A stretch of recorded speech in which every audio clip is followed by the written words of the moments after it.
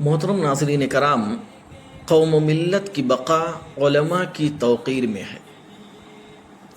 اللہ کے بندو ذرا لمحہ بھر کے لیے سوچو کہ مسجد خوبصورت سے خوبصورت ہو لیکن اس میں خطیب اور حافظ نہ ہوں، مسائل دین سمجھانے والے عالم نہ ہوں تو یہ مسجد ادھوری ہوگی۔ علماء وہ چراغ ہیں جن سے ہماری زندگیاں روشن ہیں، یہ وہ بارش ہیں جس سے ایمان کے کھیت سرسبز رہتے ہیں۔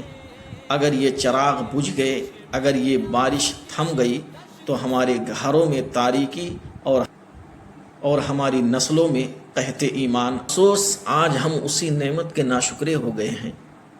نماز تو پڑھ لیتے ہیں، خطبہ تو سن لیتے ہیں، لیکن خطیب و امام کے حال پر کسی کی نظر نہیں پڑتی۔ مولانا صاحب نے آج بڑی اچھی تقریر کی لیکن کھانا کھلانے کی توفیق کسی کو نہیں۔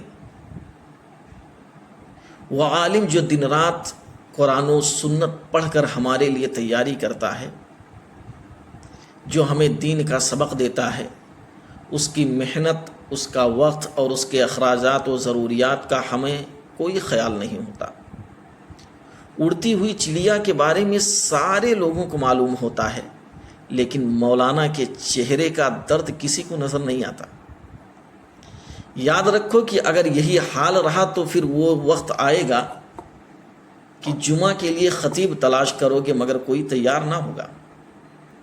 مدارس سے فارغ ہونے والے علماء بھی کہیں گے کہ ہم اپنی عزت کیوں خاک میں ملائیں، کیوں ایسی جگہ جائیں جہاں ہماری قدر نہ ہو، ہماری محنت کی کوئی قیمت نہ ہو۔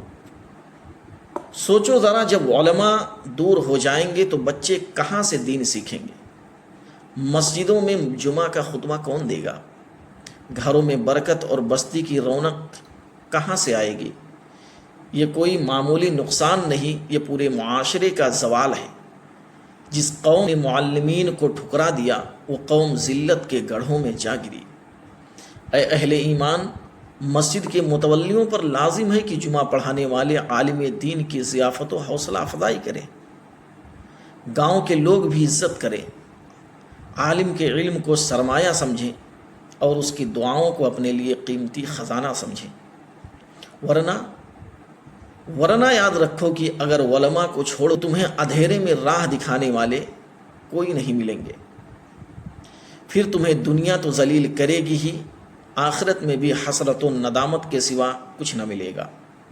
لہذا عہد کرو کہ ہم علماء کی عزت کریں گے، ان کی خدمت و ضیافت کریں گے، ان کے ساتھ محبت اور توقیر کا معاملہ کریں گے، کیونکہ اگر ہم نے علماء کو سنبھال لیا تو اللہ ہمارے حال کو سنوار دے گا، اور اگر ہم نے علماء کو کھو دیا تو سمجھ لو کہ ہم نے اپنا ایمان، اپنی مساجد، اپنی نسلیں سب کچھ کھو دیا۔ اگر ہم چاہتے ہیں کہ ہماری نسلیں قرآن و سنت پر قائم رہیں، ہمارے گھروں میں نماز، ذکر و تلاوت کی فضا قائم رہے اور ہماری بستیوں میں جمعہ کی رونقیں باقی رہیں، تو ہمیں اپنے علماء کی عزت کرنی ہوگی، ان کے ساتھ ادب، محبت اور حسن سلوک کرنا ہوگا۔ اللہ ہمیں علماء کرام کے مقام و مرتبہ کو سمجھنے اور ان کی صحیح قدر کرنے کی توفیق عطا فرمائے۔ آمین۔